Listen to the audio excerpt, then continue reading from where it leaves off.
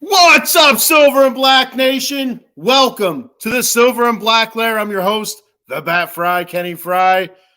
Hope you're having a terrific Saturday evening, a great weekend, enjoying some college football, some WWE Fastlane, just enjoying life in general, right? I hope everybody's doing well out there. I'm doing A-okay, I guess, for all things considered sports-wise anyway. So we'll kick the show off talking some Raiders, and of course we'll start with recapping Week 4. I lost to the Chargers 24-17. Bummer, considering the Raiders were down, pretty big early. I think it was 24. I think it was 24-3 at half, 24-7 at half. And it came all the way back, had a chance to win it, with like 2.5 minutes to go. Just couldn't put the ball in the end zone. And again, some questionable play calling. You have first and goal from the 2-yard line after Devontae Adams made a huge catch. And I'm listening to this on the radio, and it was a huge catch. And the guys on the radio were convinced that he was in the end zone if the Raiders would have challenged it, but they didn't challenge it. And, they get up on the ball. And, I'm thinking, because I'm kind of getting ahead of myself talking about the end of the game already. But I'm thinking that, Josh Jacobs has been running the ball well, especially second half and fourth quarter. It seemed like he was really starting to look like his old self, in my opinion anyway. And, I figured they would have ran it. At least 2 out of the 3 times, maybe even go for a fourth down. You have to pick up 2 yards.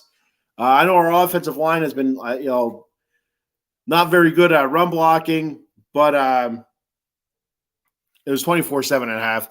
It has not been very good at run blocking, but and that game getting their asses spanked. But still, you think a little bit of pride, a little bit of.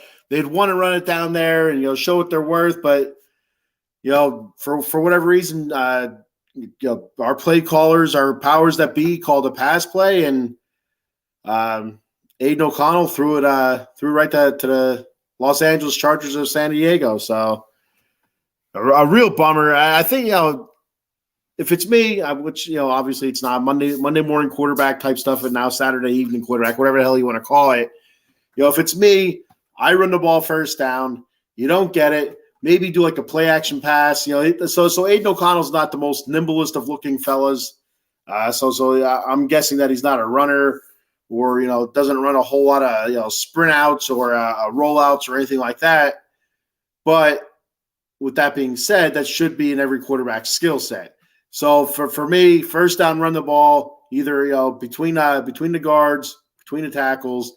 Second down, maybe something play action. See where you're at after that second down. If you're like a 3rd and inches or whatever, run the ball 3rd down and see where you're at 4th down. Because we're down a touchdown, and you need that touchdown just to tie, just to keep the game going, and it kills a lot more clock as well. So there's no chance or little chance, I should say, for the Los Angeles Chargers of San Diego to march down the field and go ahead, with no time left.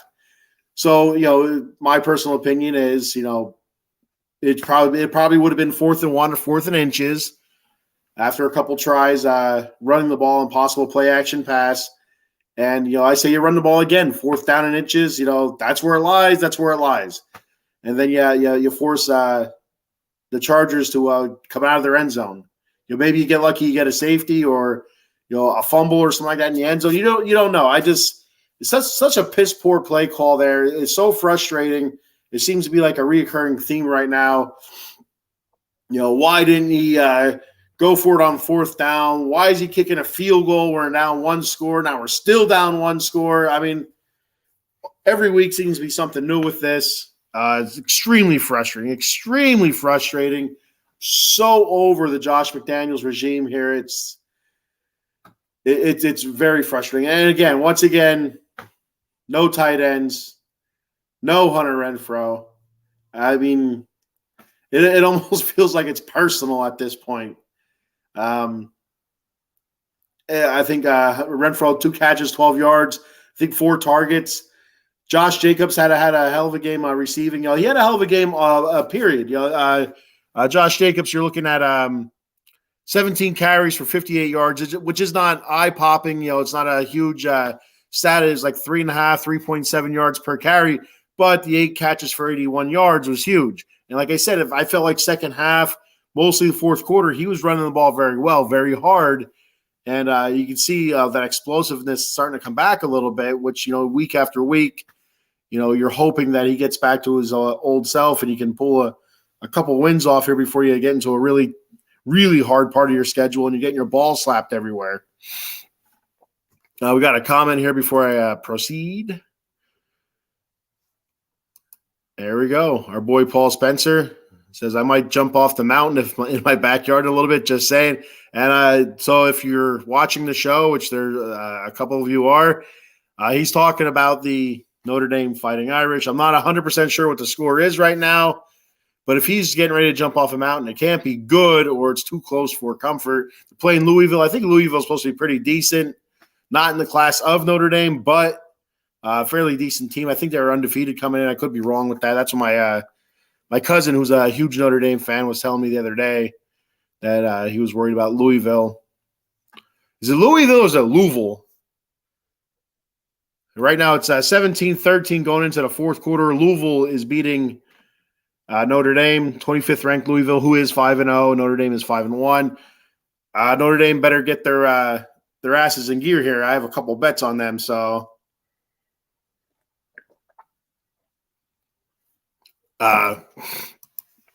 and Paul also says, I feel your offensive coordinator sucks tonight, 17-13. Yep. So it's rough going, like, especially like so it's so easy to sit there and watch the game and second guess everything. We're getting more you think anyway, we're seeing more of the field, we're seeing a little bit slower, there's no pressure on us.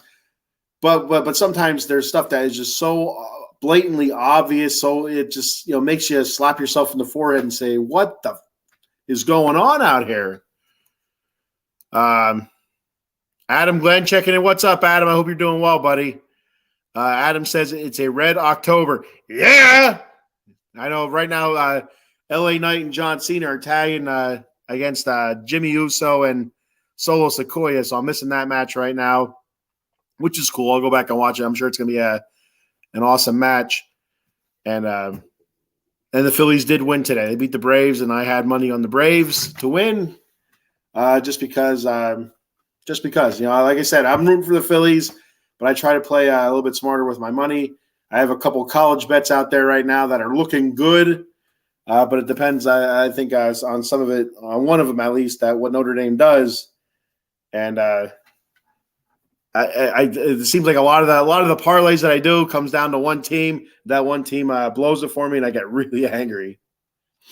So let's see here. I'm gonna check my FanDuel here real quick, live on Out of the Box Sports Entertainment. Why not, right? So my bets active. So far we got I have Colorado winning. I had North Carolina winning. They won 40-7. Alabama barely won 26-20. Then I have Colorado over Arizona State. Colorado's up right now by 7 with 55 seconds to go. And Arizona State does have the ball, 1st and 10 on the Colorado 15 with 55 seconds. So that one's a little tight right now. But that's 24-17 right now. And then I have Notre Dame and Louisville. I have Notre Dame over Louisville, and that is not looking good. And then I also have Oregon State beating Cal tonight at 10 o'clock. That is a $7.16 bet with a total payout of $46. And then I have a 6-leg parlay. I had LSU per Paul Spencer, said, put money on LSU. It was actually an in-game bet I did because I forgot about it, but I did pick LSU. And at that time, LSU was losing, I believe. When I did pick them, I'm like, all right, Paul, here we go. North Carolina, Alabama. I took Florida State. They won. And so I have money. I have Georgia and Michigan. So, right, yeah, but that's money in the bank right there. That's Georgia's up 44-13 in the fourth, and Michigan's up 45-10 in the third. That was a $10 bet with a $79 payout. Then I have a 10-leg parlay. I had Ohio State, North Carolina, Alabama, Florida State. All those teams won. I had Georgia, who's winning. I have Ole Miss, and not sure what the score of that game is. I had Michigan, who's winning. Notre Dame, who's losing. I have the Canes over Georgia Tech. I'm not sure the score of that one. I also have USC tonight. So if I can get Notre Dame, and that was a $10 bet for $55. So if I can get Notre Dame here to get some points, let's go. Daddy will be swimming in $1 bills. So we got a couple more comments before I continue with the Raider talk here, because this is more interesting than what the Raiders are putting on the field. 8-9 guys in the box, and he continues to run. You gotta throw the ball. 8-9 guys in the box. You can't continue to run into a brick wall. You have to do something with your tight end, something quick, because with that many guys up, you have to figure there's going to be a little bit of pressure, so it has to be something quick or a quick shot downfield. Those ones seem to work once in a while. If you have a nice speedster on the outside, just send them on a go, because you figure 8-9 in the box is probably going to be man-to-man coverage, or at least one-on-one. Not man-to-man, one-on-one coverage on the outside. So let it rip, throw it up, and see if your guy can make a play for you. Basically, that's what you should be doing, I think. Paul says, yes, if Irish win, I have 5 parlays open for 20. That's a lot more than I have it open for. I don't have the cojones. Adam Glenn says, kid, you will be working OT. Well, and so the money I was just talking about, I put $20 in my FanDuel, because I don't go nuts with it. I put $20 in probably a month ago, and I had it up to I think 110 or whatever. And over the last couple of weeks, I lost I think 50 or something like that. I was down to I think $35, $40, and so now I put that into the college tonight. So if I can get a couple hits, I'll be back up to where I was before. Maybe I'll cash out that back down to 20, just so I don't lose it again. But it's fun. Just throw 20 in, play it out. You build it up a little bit, and then build some safe bets. And that's what I try to do. Sometimes I think they're safe bets, and I end up losing them. And if you lose it, you're only losing $20. It's not like you throw a 100 spot, a C note, as the kids are calling them these days, a C note. So we have Eileen checking in. What's up, Eileen? I'm telling you what, Eileen, I am still smoked from last night. I am beat. We were on till 2 a.m. last night, a 2-hour show, the Atomic Drop podcast. That was, what was it, 2:30 a.m., I think. I think it was, 12:30 to 2:30 is that we were on for an hour and 59 minutes. And I am still tired because we were up nice and early for a softball tournament. Eileen says, are you going to make it rain? I'm hoping. I'm gonna cash that money out. I'm gonna go get a bank statement. I'm gonna throw it on the bed for the wife, and so she can roll around on it. I don't know what movie that was where they roll around on the money, or if it was even a thing. I don't know. But I'm gonna go to the bank, go to the ATM, and get the bank statement, and throw it on the bed for her. Say, here you go, baby. Daddy's taking care of you.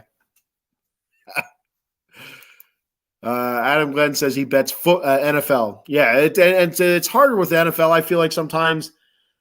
College, sometimes you could kind of see the clear-cut favorites if you're just doing the safe stuff. And the NFL, it still seems to be like any given Sunday is the quote. At any given Sunday, any team can win. It's a little bit more up in the air sometimes.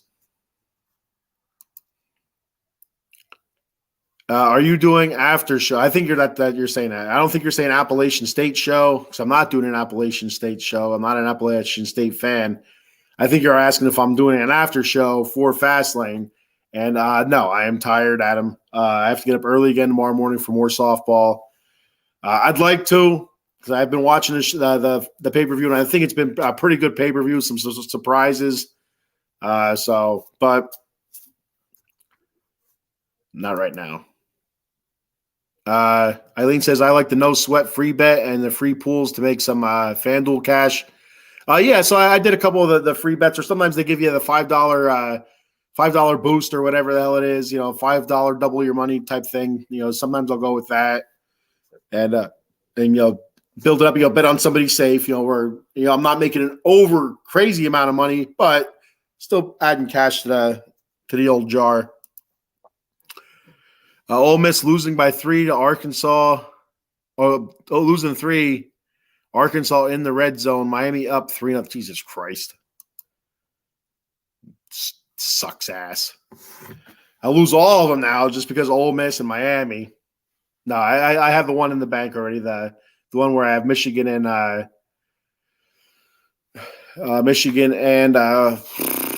Georgia. Yeah, I have those two to finish out a parlay, and they're up by 30+ points, so I'll be good there. Anyway, back to the Raiders. I know nobody wants to hear about the Raiders because not looking good right now, but there was some positives to come out of that game against the Chargers.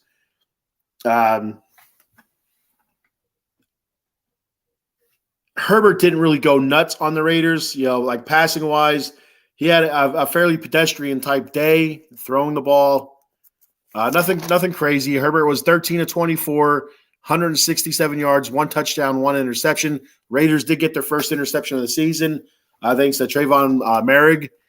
So good there. So the secondary definitely played better. Again, Marcus Peters dropped interception, and now against the Steelers, that was a definite pick 6. No doubt about it. This one, not really a pick 6, but it still would have been an interception. And our plus minus is so far off right now. I think we're at a -9. I think 8-9, and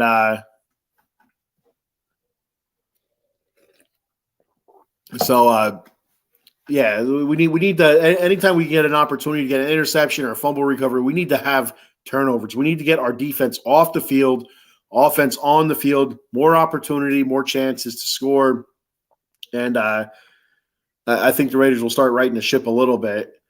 And another thing, Aiden O'Connell with the rookie starting, I'm really surprised. When I came on the show last week, I was getting updates on my cellular telephone about the status of Jimmy Garoppolo, and it was saying that Jimmy G was still in protocol, but the Raiders, or Josh, it said Josh McDaniels. It didn't say the Raiders. It said my cellular telephone said Josh McDaniels is optimistic he will play. I should have knew right there that he wasn't going to play.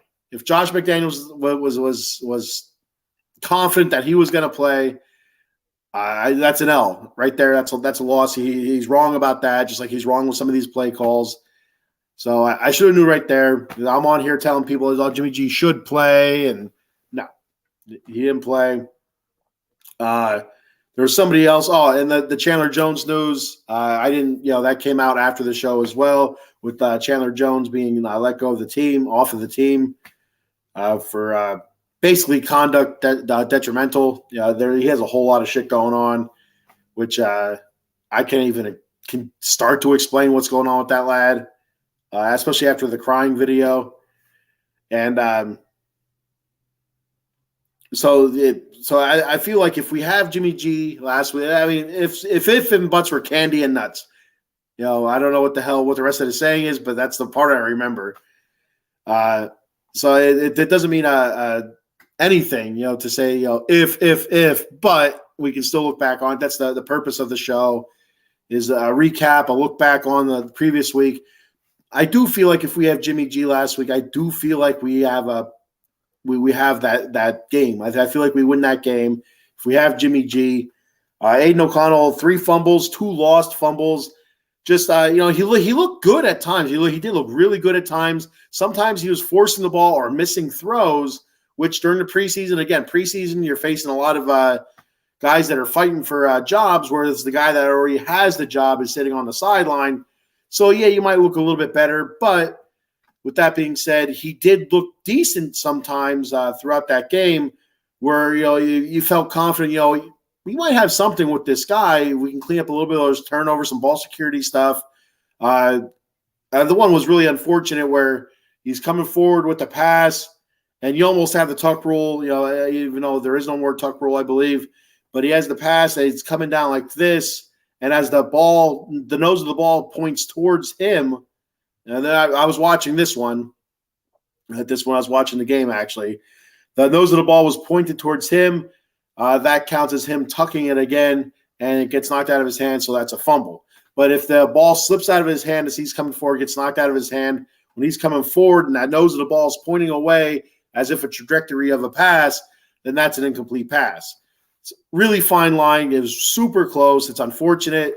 Another one of the fumbles, I think it was Khalil Mack came around. I mean, Khalil Mack, and I said this last season, I think, or last year. Yeah, last year on the Las Vegas sports scene with myself and Vegas Rob and I were doing the Las Vegas sports scene.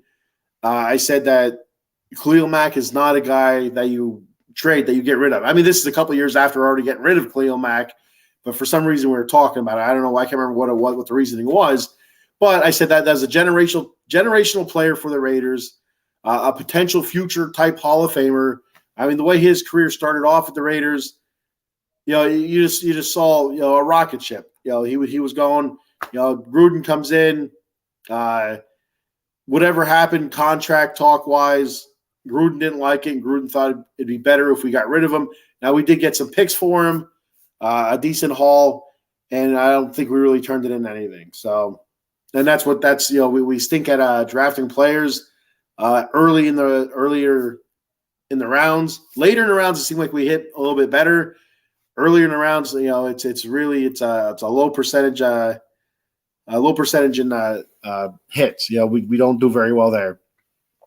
And that same year we trade Amari Cooper away to Dallas, and got a couple picks there, including a number one. I don't remember what these players ended up being, but I should have. I didn't think I was going this route, but I should have written them down. Who the Raiders selected with the picks that we got for Khalil Mack, and just compared it, but. He shredded us. Khalil Mack absolutely shredded us. 2 weeks ago, I'm talking about how our offensive line, how Jermaine Ulemanor hasn't allowed a hit, pressure, or sack in 54 pass attempts. Was the best in the league. And on the other side, Colton Miller allowed one hit, or it was either one hit or one pressure in 54 pass attempts. Number one and number two in the league. Since then, those guys have been pushed around. And some of that's on them, some of that's on the scheming. So I mean, there's times where credit to the Los Angeles Chargers of San Diego, they moved Khalil Mack around. They moved Mack around, and you couldn't really get a huge beat on him. But when they would have him on the outside, most of his sacks came from the outside, if not all of them. Why were they not doubling or at least chipping him? There's some times there was just one-on-one. Either him and Colton Miller or him and Ulemanor, and he dominated him. It's something else. Something has to give there. My personal opinion is they were outmatched. You need to have somebody there to help. You need to have a running back chip, a tight end on that side, some sort of double team wherever Mack was. You knew Mack was killing you. After the second or third sack, you figure, hey, you know what? We need to do something different. After the fourth sack, hey, we really need to do something different. After the fifth sack, like maybe he'll get tired. Then after the sixth sack, you're like, oh, shit, I'm sure he's done by now. So it's 7 sacks in total, 6 from Mack. It was a disgrace. It was disgusting.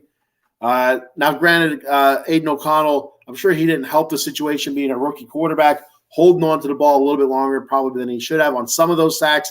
But still, having a rookie quarterback back there, you need to protect that rookie quarterback.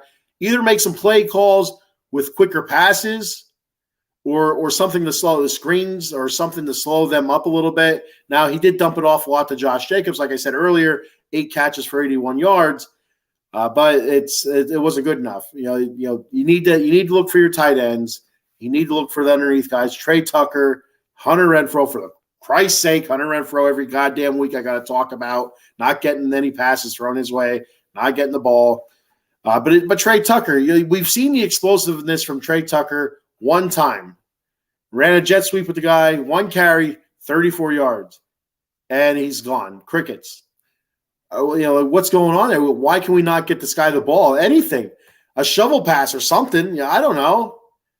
It's really confusing to me that our top three receivers. All right, now that makes sense. Devontae Adams, all right. One of the best, if not the best in the league.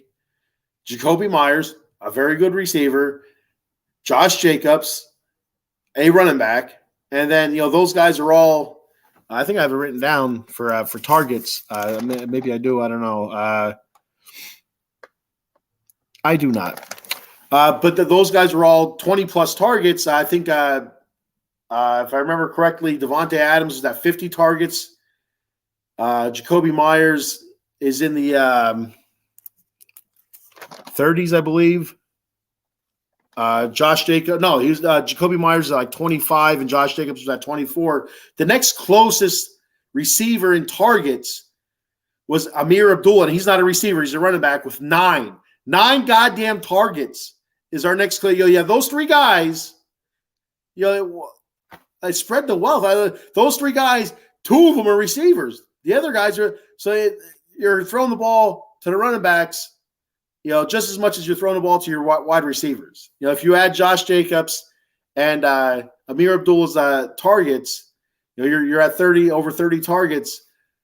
That's more than what their their number 2 receiver is. Why are we not throwing the ball to tight ends and receivers? I understand throwing it to your better players, Josh Jacobs and stuff like that. I'm all for that, but we got to spread it out some more. I mean, it's really. It's mind-boggling to me. I don't know if every team's like this or not, but we got to spread the wealth. If we want success, we got to spread it out more. Hit up a couple comments here before I move on.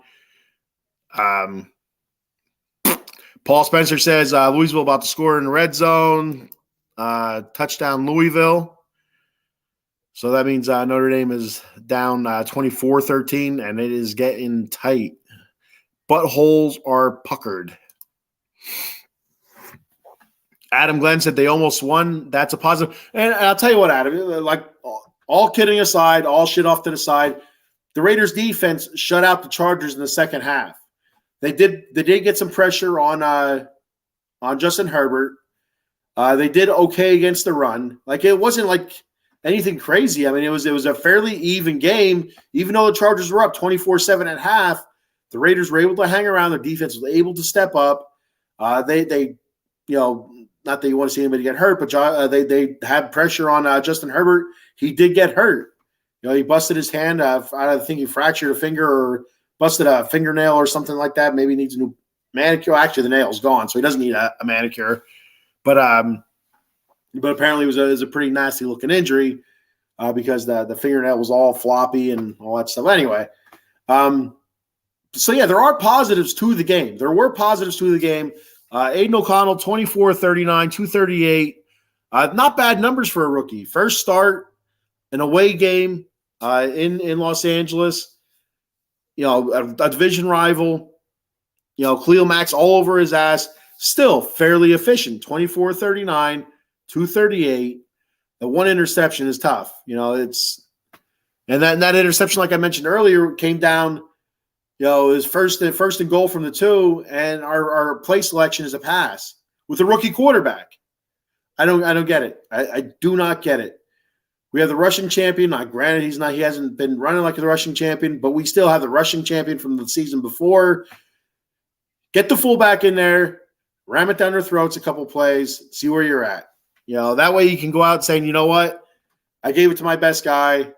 We tried. We got stuffed. We got to do better. No, first and 2 from the 2-yard line, pass, interception, ball game. The Chargers got the ball back. I think that's 2 minutes and 36 seconds or something somewhere around there. 2:30 something, I believe it was. That's ball game. They held on to the ball the rest of the game, and I think they needed 1 first down. I don't remember if the Raiders had any timeouts. I feel like they had 1 or 2 timeouts. But, they got a couple first downs or a first down and were able to ice it. I mean, that's it. It's, you could second guess all day, but that one, stuff like that, it's like it's low-hanging fruit to second guess. How's Adams doing? Will he play? So great question, Eileen. If you didn't know, the Chargers game, Devontae Adams hurt his shoulder, and he hurt it pretty bad. He was in a lot of pain. He left. It was early. I think it was early in the game. I don't know if it was first or second quarter, if I remember correctly. I believe it was that early in the game. So he leaves the game and goes into the blue tent. I thought he wasn't going to be back. I'm expecting my phone to start buzzing, Devontae Adams, torn labrum or something. I don't know. Torn rotator cuff, out for season, broken collarbone, out for 8 weeks, whatever. That's what I'm expecting. So I was super excited when he was back out there. I'm like, oh, maybe it wasn't as bad as it looked. Maybe he's just soft. You're like, oh, I'm in pain, I'm hurt. And he was down there writhing and stuff. But no, after the game, he said it hurts really bad. So he's questionable right now. It's Monday Night Football against the Packers. I think he's going to play. I mean, it's hard to say that he's not going to play against his old team. It's the Packers. Monday Night Football. I think you're going to have to staple his dreadlocks to the floor so he can't play if he's too injured. If he can walk, if he can raise his arms, if he can catch, he's going to play. So looking at more numbers to finish the game off here. Josh Jacobs, 17 carries, 58 yards, 1 touchdown. Like I said, 8 catches, 81 yards. Then you had Zamir White got a couple carries, three carries, 15 yards. He looked explosive, even though it was only 3 carries. I'd like to see him get the ball a little bit more. Devontae Adams, 8 catches, 75 yards. Jacoby Myers, 2 catches, 33 yards. I thought he was going to be more heavily involved, but Aiden O'Connell did a lot of dumping off to Josh Jacobs. Hunter Renfrow, 4 targets. Like I said, 4 targets, 2 catches, 12 yards. I don't know if any tight ends recorded any stats. I think I remember seeing 1 pass to Michael Mayer. I think it was behind him. So, what else do we got here? Another thing that just under my skin so much. Jerry Tillery. I think it was second quarter. Justin Herbert rolling out of the pocket, is getting upfield. I think again, if you've seen the shows before, any show that I do, I struggle with memory type stuff. But if I remember correctly, I think with Justin Herbert running out of bounds, I think it would have been 4th down, and they would have been punting. But for whatever reason, he's 2-3 yards out of bounds. He is so far out of bounds. Jerry Tillery comes up and just clobbers the dude, smokes him, and he's a former Charger, smokes him. And I'm like, oh, there's the penalty. I'm like, that dude, he's going to get his ass ejected. Chargers are fired up. And that's exactly what happened. The penalty, the Chargers get a first down. I feel like they go down and score on that drive. I could be wrong, but I'm pretty sure they went down and ended up scoring on that drive, even though the drive should have been stopped right there. And Tillery's out, who's been playing well, rushing up the middle. Not very good against the rush, but getting pressure up the middle, he was doing a decent job. So we lose that. We're already thin on the defensive line to begin with. So then we bring in rookie. I think he was a 6th or 7th round pick, Nesta Jade Silvera, who I'm very excited to see play. He looks like a big dude. Looks like he has it all together. He was out there for 1 or 2 plays, and it looked like his arm got bent the opposite way. If I remember correctly, I feel like his arm was down. Somebody came up and hit him. I think it was his own teammate. I feel like it was Divine Diablo. Hit him like in the tricep area, and his arm kind of bent the other way a little bit. He grabs his elbow. He ends up leaving the game. I believe he was out for the rest of the game. I didn't see him again.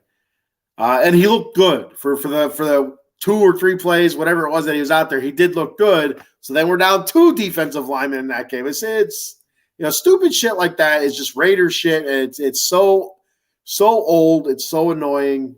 The stupid ass penalties. You think one time, all these years, you think there would be one coach that could clean up these penalties. No. You bring all different types of coaches in, player-friendly coaches, strict coaches, old coaches, young coaches. It doesn't matter. Offensive coaches, defensive coaches. Stupid penalties. Stupid penalties, shoot yourself in the foot. That's the Raider way. It's unbelievable. I do think Adams will play. Another comment from Eileen. I do weekly FanDuel contests for $5, and I'm trying to think, is anyone worth a spot on my team for the game? All right, so I guess you're doing the FanDuel fantasy, I think it is, or whatever the hell it's called.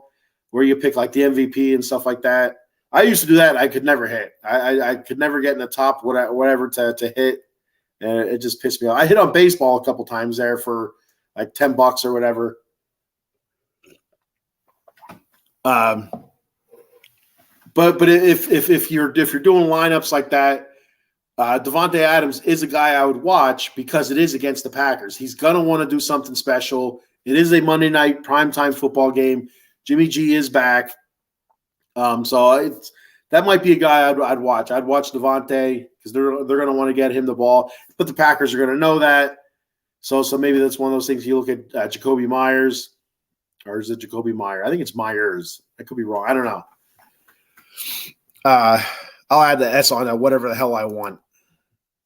So that's what I think about who you could possibly add on your spot. If you're talking about just Raiders, if anybody else, I don't know. You can go with the safe bets like an AJ Brown from the Eagles or like a Justin Jefferson if you're looking for wide receivers, quarterback wise. I don't know the list of games this week to be honest with you. Yeah, I don't know. Yeah, you could always go with Jalen Hurts or because you figure he's going to get rush yards, he's going to get pass yards, he's going to get touchdowns. Or I wouldn't go Lamar Jackson. I think they're playing the Steelers this week, and it's usually a pretty rough game. Them and the Steelers, no matter how bad or how good the Steelers are, no matter how bad or how good the Ravens are, those games always seem to be very like grindish type games where it's like a 16-15 stupid ass score or 20-19, like something like you're not a huge stat game, defensive driven, fingers in the mud type of game. So I wouldn't go anybody in those games there.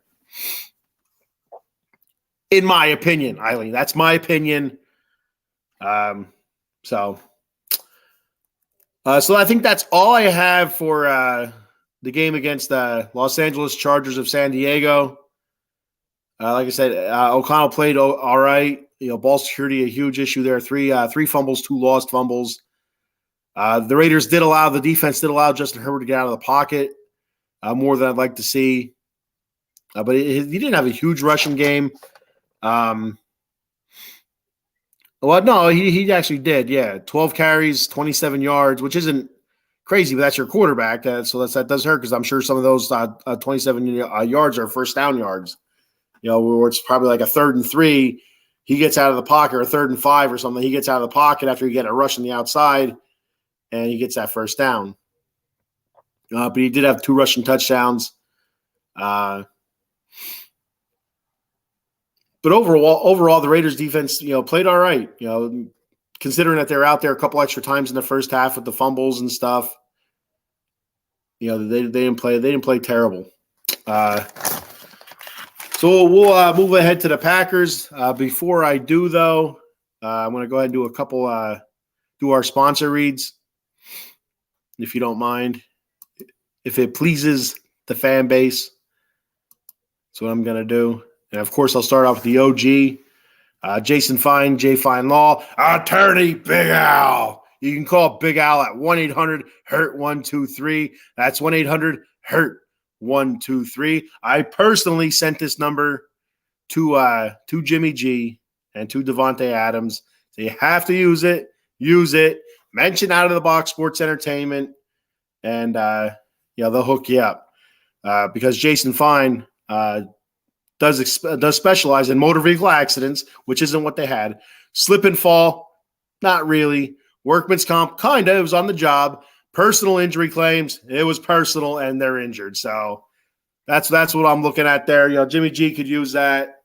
Davante, if he has to, because Jimmy G did miss a week of work.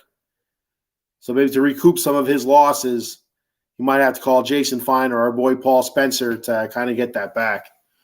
We'll see what happens. I'll have to call Jimmy later on at the Bunny Ranch and see what's going on. So there's 3 office locations conveniently located throughout Pennsylvania and New Jersey. And in the Garden State of New Jersey, Cherry Hill, New Jersey, to be more specific. The offices are located at 3 Greensward Lane. And the phone number there is 856-209-5258. Then in the Steel City, of Pittsburgh, Pennsylvania. The old black and gold, black and yellow, whatever the hell it is. The offices are located at 500 Grant Street, Suite 2900, and the phone number there is 412-365-8151. Then in the city of brotherly love, who's, the Philly fans are there bringing, bells and, Octobering red stuff and, or reddening October stuff. It's, Philadelphia's going nuts right now with the Phillies, and the Eagles are playing well. So some people might need some slip and fall type assistance here from Jason Fine, once they're trying to climb poles that are all greased up. But his offices are located at 1628 JFK Boulevard, Suite 2120. Hopefully he has his poles greased up out in front of his offices, because I'd hate to see somebody climb a pole in front of his office, fall on his property, end up suing him, saying, hey, this wasn't greased well enough. Who knows?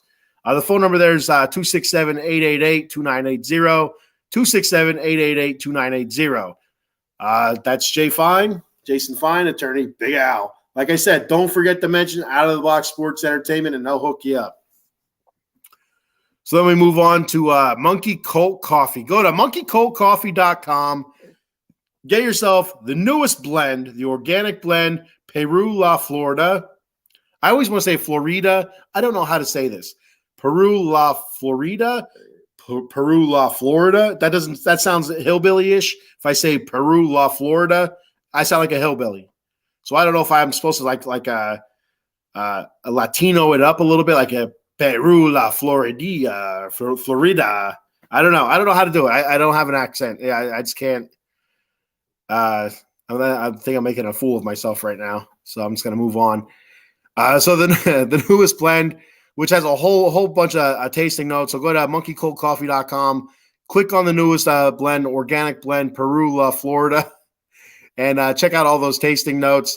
And then, get your bag of coffee. Go check out the bourbon chocolate chip infused coffee. That's the OG coffee there. The toasted coconut rum is my personal favorite coffee. The Sumatran blend's a medium roast coffee. Very good coffee there. Take a hard left there on the website. Check out the swag bag. They got coffee mugs, tumblers, T-shirts, the cold brew pitcher, K-cup adapters, and don't forget your rum cake on your way out the door. And at checkout, use the promo code OOTB Sports for 10% off. The promo code, one more time, is OOTB Sports at monkeycoltcoffee.com. And to our newest sponsor, dugoutmugs.com. Head your baseball loving butts over to dugoutmugs.com. Find your team, get your dugout mug. They have different styles and varieties of dugout mugs. They have aluminum bat mugs, the shortstop mugs, the wine glass mugs, knob shots, coasters, yada, yada, yada, all sorts of stuff on there. Great stuff. Like I said, I say this over and over again, and I mean this. Christmas is right around the corner. For the love of God, go to dugoutmugs.com. Go to monkeycoltcoffee.com. Get your gifts there. The BatFrie will thank you for this.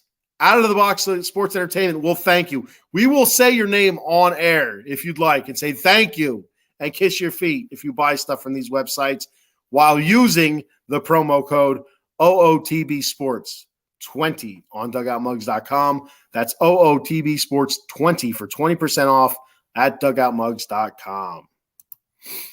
All right. And I'm back, baby. Better than ever. All right. We got a comment here before I continue with the next week. We have our boy Adam Glenn. Call Big Al next Monday. I will hurt you on, I don't even know what to say that is. The status you DSA tit FSU. I don't know what that is. I will hurt you on Columbus Day. Is that Columbus Day? I don't know. But I will call Big Al. Let him know that Adam needs help. That's what I'm going to do, Adam Glenn, just for you. And you said Saturday. So I don't know how you got Saturday out of that, but That's at the horseshoe tournament. Adam Glenn, I will wrap a horseshoe around your little neck. I will have a ringer. I'm just kidding, buddy. Or am I? All right, so looking ahead now. We got the Packers. Monday Night Football. For the love of God, don't embarrass ourselves on the national stage. Please, let it be competitive and mistake-free. Give the Raiders the win. For the love of God, I'm praying on a podcast. Don't make us look foolish. At the very least, don't let us look foolish. So that's where I'm at now. That's what I've been pushed to. That's what I've resorted to, is praying to football gods.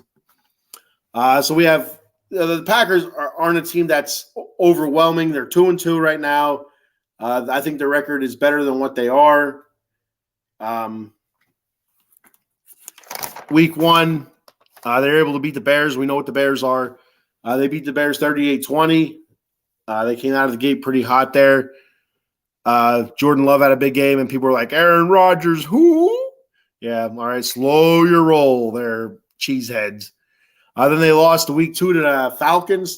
Is it Falcons or Falcons? I don't know. I'm saying Falcons. 25-24. Then they beat the Saints. I think that's the game where the Saints were up 17-0. Derek Carr got hurt, and the Packers were able to come back late in the second half and win that game. I believe that's that game.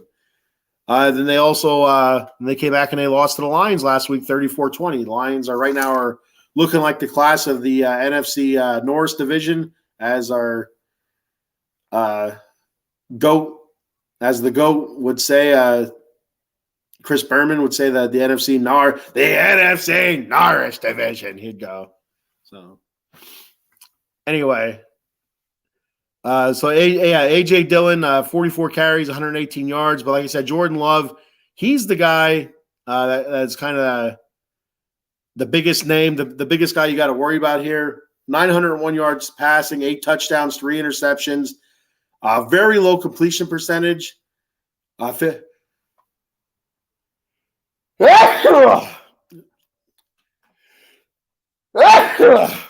good. 56% passing, so a very low completion percentage, which is good for the Raiders. He's not very accurate, or that tells me that he's under a lot of pressure and is throwing on the run a lot. 16 carries for 72 yards. He does carry the ball well. He does get out of the pocket, and so that's worrisome. The Raiders don't do well with that. A.J. Dillon, like I said, is their top rusher, 44 carries, 118 yards. Romeo Doubs, 33 catches, 224 yards receiving, 3 touchdowns. And Jaden Reed, 25 for 203, 2 touchdowns. The defense overall, 11 sacks, 3 interceptions. So defense isn't great, but it's not terrible. It's kind of in the middle of the pack, stat-wise anyway. They give up a decent amount of points so far this season. And so you're looking at our stats, so let's tail the tape. Jimmy G, 709 yards, did miss that game. 5 touchdowns, 6 interceptions. We got to be able to take care of the ball. We can't have the turnovers. I think a huge part of this game coming up is going to be a positive turnover ratio. If we can get the turnovers, limit our turnovers, I really feel like the Raiders have a strong chance to win this game. Jimmy G has a 68% completion percentage, very good. But you can have a 80% completion percentage, but if you're throwing interceptions on your incompletions, then what the hell does it matter? Josh Jacobs, 62 carries, 166 yards, not great, but I feel like it's getting better. Devontae Adams, 33 catches, 397 yards receiving. Jacoby Myers, 18 for 199. Josh Jacobs, 18 for 173. 7 sacks for our defense and 1 interception. So I think the biggest key to this game defensively for the Raiders is going to be keeping Jordan Love in the pocket. And I think one of the ways I'm listening to a couple different Raiders podcasts, and I kind of agree with them. I think it was I want to say JT and the Brick. I feel like it was somebody on there. was talking about having Divine Diablo as a spy. And I think that'd be fantastic. Divine Diablo, I believe, was a former safety converted into a linebacker. So he's a smaller linebacker, but he does have safety speed. So that's somebody that you can see, possibly being a spy on Jordan Love. Just got to be smart with it. Got to be able to make the tackles when they're presented, which is something that Marcus Peters cannot do. So we can't let him get outside to go one-on-one. Marcus Peters will not tackle him. That's another thing that's very disappointing is Marcus Peters' lack of tackling.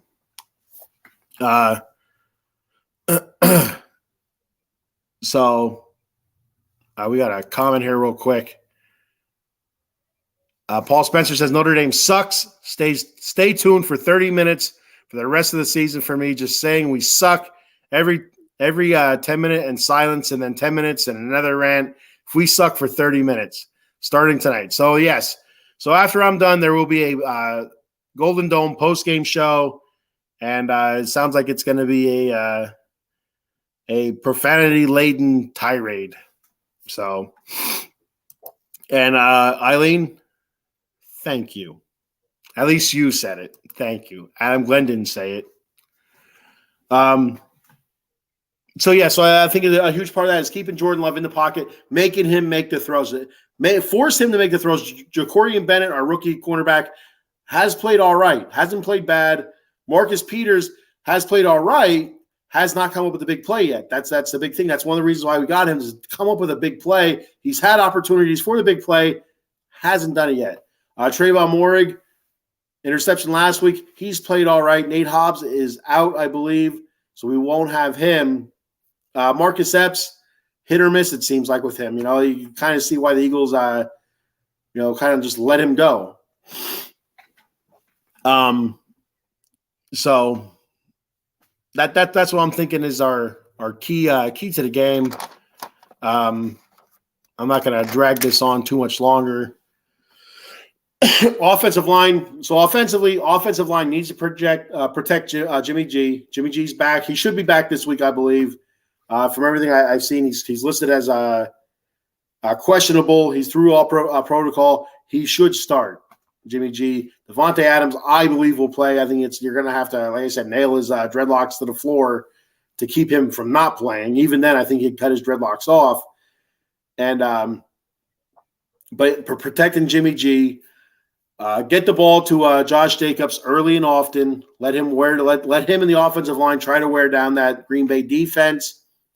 And I'm not going to say it because I say it every freaking week. Maybe I'm jinxing it, so I won't say get the ball to Hunter Renfrow and tight ends. I'm not going to say it. So hopefully they do that. So offensively, I think that's the keys there. Get the run game going. Go to pass game off of that. Let Josh Jacobs let Josh Jacobs eat a little bit. Let's see if he's actually coming back. If he's not, if he's struggling still, 1 yard, 2 yards of carry, maybe we go to Zamir White a little bit. Just a little bit of a change up, give the ball to Zeus and see what can happen. Maybe he'll have lightning bolts out of his ass or something. I don't know. So those are my keys. That's what I believe you should look for. Is how our offensive line bounces back from last week's debacle, and the week before wasn't as bad as last week, but still not very good. So can they bounce back, rebound the offensive line? Can Jimmy G stay healthy, protect the ball, no interceptions? Josh Jacobs, run the ball, look like the Josh Jacobs of old, and spread the wealth. I went through the targets before. We need to spread the wealth. It needs to be more than just Devontae, Jacoby, and Josh Jacobs. There has to be more than that. We have playmakers. We have Trey Tucker. Again, Hunter Renfrow. The tight ends, Michael Mayer, Austin Hooper. Those guys, they can catch. And it's funny that I say Michael Mayer is one of the Raiders announcers were talking about him, not getting the ball down in the red zone. They said that's all he did at Notre Dame was catch touchdown passes in the red zone. Why are we not trying to get him the ball in the red zone? That's his specialty. Who knows? And that's supposedly that's supposed to be our coaching staff specialty as well, is red zone offense, and I think we're one of the worst teams in the red zone. So, and we got that going for us too. Adam says Notre Dame. There it is. So I missed this. So I'm going to go back and hit it right now. So for last week, for against the Chargers, the Monkey Cold Coffee player of the game. Ta-da! There it is. Max Crosby. Had a pretty good game on defense. Like I said, overall, our defense played all right. Wasn't great. Wasn't spectacular. There were plays to be made. They missed a lot of plays, missed some tackles. But shut out the Chargers second half. Max Crosby was all over the place. 8 tackles, 5 solo tackles, 2 sacks, a ton of pressure. Again, his helmet is what caused Justin Herbert's non-throwing hand to get busted up. So that tells you that he's around the quarterback a lot. So let me get that banner off the bottom here so you can see the monkeycoldcoffee.com or at Monkey Cold Coffee. So he's our Monkey Cold Coffee player of the game last week. Max Crosby. And, it'd be awesome if he gets again next week. That means our defense is still playing all right, well enough to win, which I do believe our defense has played well enough to win the last couple of weeks. We're just not putting the wins in there. So congratulations to Max, and your Monkey Cold Coffee small T-shirt will be in the mail. I'm just kidding. It's not going to be in the mail. You ain't getting nothing. So real quick, moving on to my players to watch this week. Like I do every week, we have the J. Fine Law, a Big Al, defensive player to watch, and I talked about him a little bit earlier at Divine Diablo. Like I said, the Raiders need to keep Jordan Love in the pocket, make him pass the ball. He's not a very accurate quarterback. He will throw deep though, but he's not a very accurate quarterback. And so they need to keep him in the pocket, and I think Divine Diablo is going to be a huge part of that. And when he does get out of the pocket, forcing him back inside towards Big Max Crosby or whoever else we have on the outside, if it's Kuntz or if it's the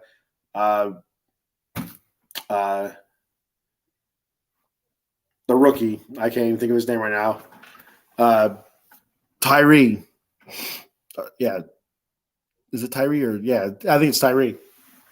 I can't even think of his name. That's how that's how much of an impact he's made so far this season. Tyree Wilson, I believe it is. Mouth is dry. So Divine Diablo, J. Fine Law, defensive player to watch. Our Dugout Mugs offensive player to watch is Jimmy G. Can he protect the ball, not turn it over, make the big plays, spread the wealth, keep your ass healthy? Every game he's played so far, he's come off the field one time or another and headed his ass into the blue tent. So let's stay away from the blue tent, please, for the love of Christ.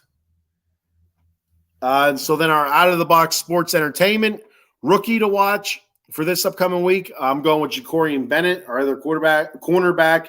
He's played well so far. So I'm picking him.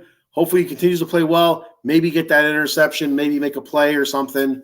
That'd be awesome. So like I said, he's played well. He does get targeted a bit more than what the other cornerbacks do because he is a rookie, and he hasn't done terrible. So I like what I've been seeing from Jacorian Bennett.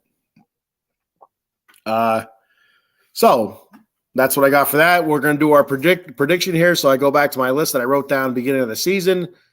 Week 5 versus the Green Bay Packers. I have the Raiders winning this game 31-20, and I like that. So that's what we have for the Raiders versus the Green Bay Packers.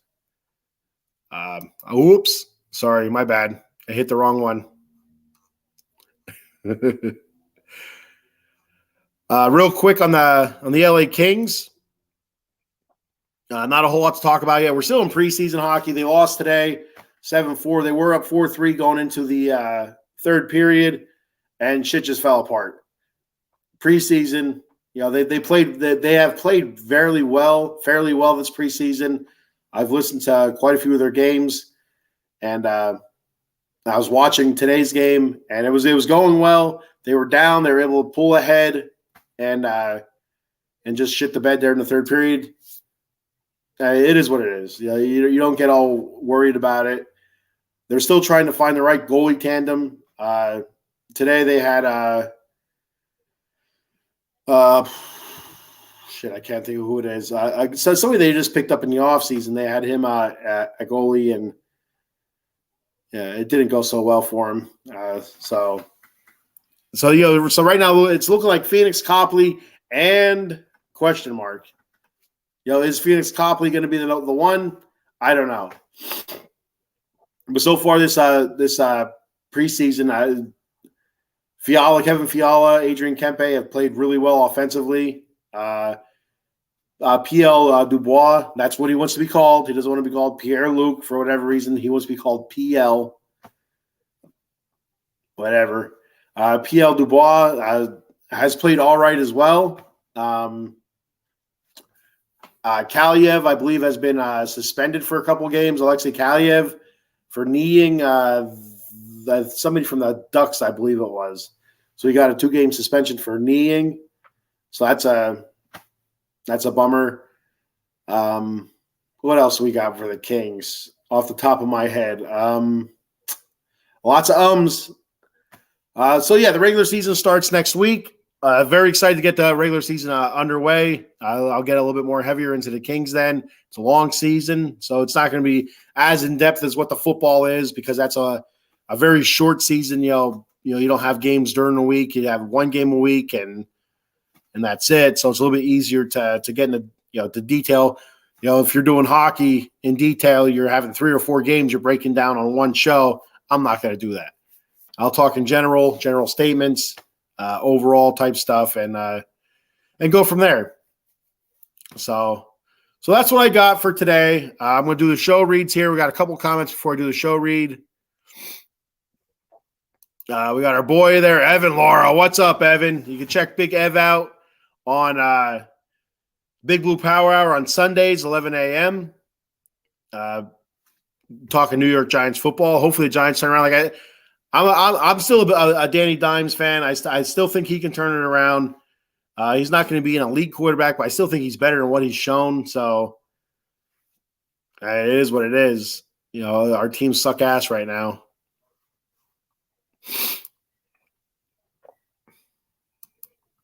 There we go, Eileen. I get free NHL center ice from DirecTV this year. I rather MLB extra innings. Sunday ticket is gone. Yeah. So Sunday ticket's what with YouTube now? I think right or something like that. But I mean, you're a Rangers fan? I think right is if I'm correct. But I'd probably rather the MLB extra innings as well. I had for some reason I don't know how I must have fat fingered something, but I had the MLB app and I had I don't know whatever the MLB app offers, but I was watching Mets games for most of the season. Then, like the last month, instead of probably I should be thankful that I couldn't watch them the last month, but I was just getting all the radio broadcasts for some reason, not the actual SNY broadcast, which was pissing me off because I was paying for it. So I just canceled it and said the hell with it. I'm not going to get that again. I'll just stick with Dofu Sports. Evan says, tune in tomorrow morning because I might just have a stroke on air. Oh, boy, there we go. So whoever is watching tomorrow morning during the Big Blue Power Hour, you need to hit 9-1 and just wait for the stroke to happen and hit 1 again, just so we can get the medics to Evan in a timely manner because we don't want our good buddy here to have too much of a stroke. A little stroke, all right, we can come back from that. A big stroke, we don't want that. Eileen says, yeah, I'm a Rangers fan, but I find myself watching more random baseball games than I do hockey games. Now, so what? Not to get too far off here. But when I was a teenager, a young pup, I used to love watching, still being an LA Kings fan, I used to love watching the Detroit Red Wings against the Colorado Avalanche. Those games were badass. The Devils Rangers were always really good. Devils Flyers, Rangers Flyers, Penguins Flyers. Who else would the Blackhawks and Red Wings were usually pretty good. Bruins and I think it was the Bruins and Rangers. I'm talking Ray Bork and stuff like that. That's how long ago. But yeah, there were some great rivalry games. Some really rough and tumble, kick-ass, rivalry games. They used to be a lot of fun to watch. But now, like you said, I just find myself watching my team and that's it. Not really paying attention to the rest of the league, which, when it comes to doing a show like this, all I can talk about is my team. I can't really talk about the other teams because I don't know shit about the other teams. And that is what it is. I'm a fan of the Kings. I'm not a fan of the NHL. I do like hockey, and I'm not a hockey expert by any stretch. I don't understand trapezoids or nothing like that. I did fail math. Well, I didn't fail math. I got D's. D's are passing, but barely. All right. Do the show read here real quick. I'm getting my ass out of here. I am tired. And we have softball again in the morning, and it's going to be cold. It won't be raining, though, so that's a bonus. Where the show's at? I'm in the wrong area. There we go. Yeah, the schedule. The schedule. All right. So we'll start off with Mondays. Mondays, you gamers out there, you got the joystick junkies with Evan and Danny. Talking video games and stuff like that. Sully Squad, talking Philadelphia sports. Tuesdays, Commanders Gridiron, talking Commanders football, Washington Commanders football, Washington. Extra innings baseball, which I think is going to be Monday this week due to baseball, I believe. And I feel like they feel like that nobody's going to watch the Raiders game on Monday night, so they figure they'll still get a decent viewership. Wednesdays, you have a busy day for Out of the Box Sports. You have the Batcave, 10 a.m. You'll have Fuji's Philly Flair when it does return in the next week or two. College Football Frenzy, Dem 215 boys talking Dallas Cowboy football. Thursdays, you have the NFL Weekly Pick'em Show with Danny and Paul. Pretty cool show where they pick all the games. They talk about every game. NFC East War Room. You'll have a host for the Cowboys, Giants, Eagles, and not Redskins, the Commanders. And once a month, you'll have the Old School Show. So coming up here very soon, they should have a show talking 1990s Dallas Cowboys and their rivalry with the San Francisco 49ers. The Atomic Drop podcast, which was on last night at 12:30 a.m., doing To My Forays in Hershey Park. I don't even know if foray is the right word or not, but that's what I'm going to use. So Atomic Drop podcast Fridays. Saturday mornings, 11 a.m., the Golden Dome podcast. And after the Notre Dame game, you'll have a post show. And like I said, after this is over, stay tuned. There will be a post show for the Notre Dame game. And so hit that subscribe and alert bell so you get the little jingle in your pocket, letting you know, hey, the Golden Dome's on. Paul's gonna bust a nut. He's gonna lose his shit here. And of course, the Silver and Black Lair on Saturdays. Sunday, the Big Blue Power Hour, talking New York Giants football. Dem 215 boys doing a pregame and postgame show. I'm not sure if the Big Blue, if they're doing a postgame or not, but Dem 215 boys are. And coming soon, you have Danny doing Rangers on Ice, talking New York Rangers hockey, and a Sixers postgame live show, doing postgame live 30 minutes after every single game. So if you're a fan of the Sixers, check that out. You can check us out at Facebook, YouTube, X, formerly Twitter, and Twitch. We're also on the TikTok and Gram. I think it's Gram. Instagram, the kids call it Gram. I think yesterday we talked about this. I think Eileen said Graham. The kids call it Graham, so I'm going to stick with that because I am hip. I am down with it. Got another comment here before I get the hell out of here. I think he said, I might have to go to mass early then and pray for Evan before his rant at 11 a.m. Pray for us all. All right, so that's all I got for today. So I'm going to head my ass out of here. Oh, you don't know who I'm waving at. We got Paul in the background waving at me. I see a shadow waving. So yeah. So stay tuned, everybody, for the Golden Dome podcast. It sounds like it's going to be a very interesting one. And thanks for checking out the Silver and Black Lair. Just win, baby, and let's go Kings.